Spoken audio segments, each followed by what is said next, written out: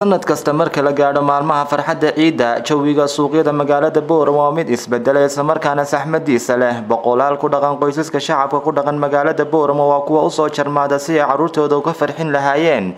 haddaba maraan saaka booqasho ku tagnay suuqa magaalada Boorama ayaa waxa halkaasi nooga warbixiyay habsami socodka shaqo ee wax kala iibsiga qaar ka mid ah ganacsatada iyagu ka ganacsada dharka iyo sidoo kale agabyada kala duwan ee loogu talagalay maalinta farxadda ciida ayaa waxa ay sheegeen waxaan joognaa suuqii Boorama gaar ahaan suuqii kabaha aad buu suuqu fiican yahay waxaan leenahay shacabka reer Boorama dhammaan gabigiina rag iyo dumar iyo caruur dhallaankii baa la ciidsiinaya waxaan leenahay farxad ku ciida wanaag ku ciida bashbash iyo barwaaqo iyo caleemadoog la cimriye cimri dharar iyo caafimaad ku ciida sanadkiisana ilaahay bashbash iyo barwaaqo Allah inagu gaarsiiyo horta ciidihii hore sidan ma ahayn magaalada Boorama imika sanadba sanadka ka dambeeya aad bay u fiicnaanaysaa saddex sanadoodba ciidda ka dambeysay iyo xoog u sii fiicnaanaysaa marka waxaad cadaynaysaa inay magaaladu korayso inay magaaladu inay dad population ku sii badanayaan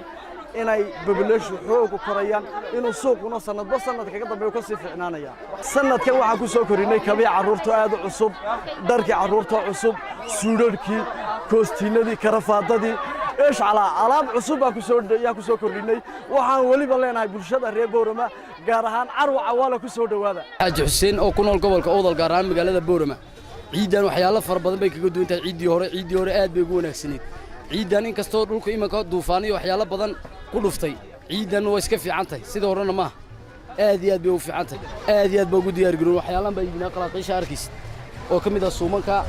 bakaynayaashan موبايلada caruurta sharbaadiyasha saacadaha ila taakooyinka ila beekamidan wax walba way ibinaa